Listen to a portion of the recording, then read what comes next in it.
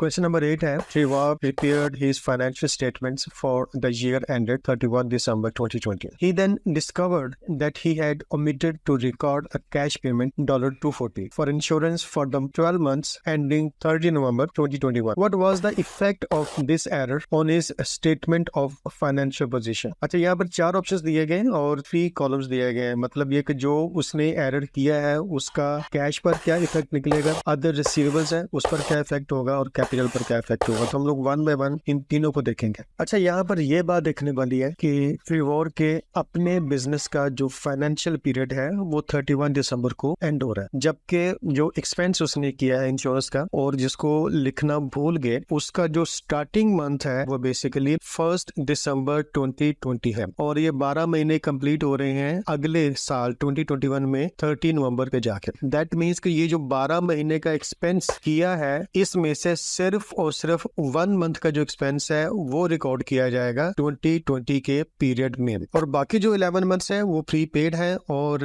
उनका ताल्लुक 2021 के एक्सपेंसेस के साथ है। ठीक है, अब हम यूं करते हैं कि $240 को डिवाइड कर लेते हैं 12 से, सो दैट हमें पता चल सके कि पर मंथ का एक्सपेंस कितना रिकॉर्ड होगा। ठीक है, और ये बनता है $20। दैट मीन्स कि ये जो $20 है ये बेसिकली दिसंबर 2020 के लिए है, जबकि अगर 240 में से 20 को सब्ट्रैक्ट किया जाए तो बाकी बचता है 220। इसका ताल्लुक 2021 के फाइनेंशियल पीरियड के साथ है। अब हम देखते हैं कि ये जो एरर ऑफ ओमिशन है इसका कैश पर क्या असर निकलेगा। अब कैश हमारा एक एसेट है और ये एसेट $240 से डिक्रीज हो जाना चाहिए था बिकॉज पेमेंट हुई है, लेकिन ऐसा नहीं हुआ क्योंकि इसको रिकॉर्ड ही नहीं किया गया। सो दैट मीन्स के ये फाइनेंशियल पोजीशन में कैश जिस वैल्यू पर शो हो रहा है वो अपनी ओरिजिनल अमाउंट से $240 ज्यादा शो हो रहा होगा बिकॉज उसमें से 240 की जो एक्सपेंस है वो सब्ट्रैक्ट नहीं हुए। तो दैट मीन्स कि जो हमारा कैश है वो ओवरस्टेटेड होगा। तो अब यहाँ देखते हैं कि कैश कॉलम में ओवरस्टेटेड कहाँ लिखा है। ये ऑप्शन ए, ऑप्शन बी, बस ये 2 ऑप्शंस है। मतलब ऑप्शन ए और ऑप्शन बी में से कोई एक आंसर इसका ठीक होगा। अब हम देखते हैं कि इस एरर ऑफ ओमिशन का अदर रिसीवेबल्स पर क्या इफेक्ट निकलेगा। अब ऐसा है कि $240 का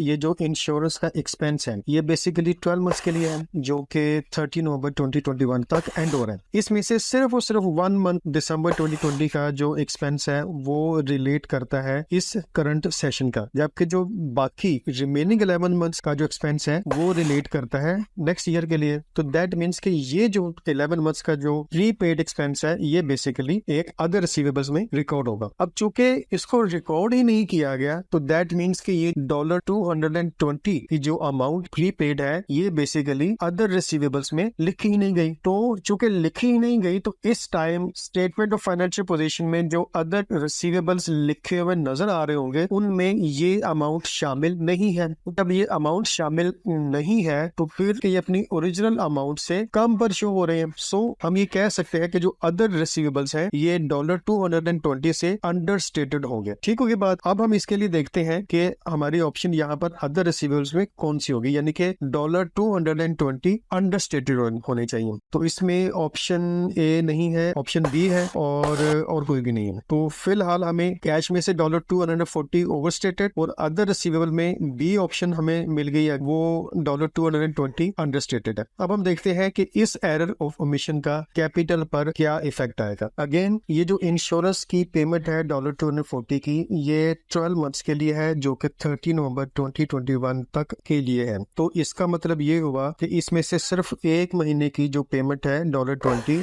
वो सिर्फ और सिर्फ एक्सपेंस है करंट ईयर यानी कि 2020 के लिए। बाकी जो $220 है ये प्रीपेड एक्सपेंस है। अब चूंकि ट्रेवर ने इस एंटायर पेमेंट को रिकॉर्ड ही नहीं किया तो इसका मतलब ये हुआ कि इंश्योरेंस का एक्सपेंस फाइनेंशियल स्टेटमेंट में रिकॉर्ड नहीं हुआ। अब चूंकि एक्सपेंस रिकॉर्ड नहीं हुआ तो इसका मतलब ये हुआ कि जितने भी एक्सपेंसेस ईयर 2020 के लिए लिखे गए उसमें $20 के बराबर जो एक्सपेंसेस है वो कम है। अब ये अगर एक्सपेंसेस कम है तो इसका मतलब ये हुआ कि कम एक्सपेंसेस सब्ट्रैक्ट हुए। जब कम एक्सपेंसेस सब्ट्रैक्ट हुए तो जो प्रॉफिट सब्ट्रैक्ट होने के बाद सामने आया तो उसमें ऑटोमेटिकली $20 ज्यादा शो हो रहा होगा। क्योंकि एक्सपेंसेस कम रिकॉर्ड हुए हैं तो कम एक्सपेंसेस सब्ट्रैक्ट किए गए तो दैट इज वाई जो प्रॉफिट है वो ओवर स्टेटमेंट में शो होगा। अब हमें पता है कि जो प्रॉफिट होता है वो कैपिटल में जाके ऐड होता है। अब चूंकि प्रॉफिट ऑलरेडी $20 से ओवरस्टेटेड है, तो यही अमाउंट जब कैपिटल में ऐड होगी तो कैपिटल भी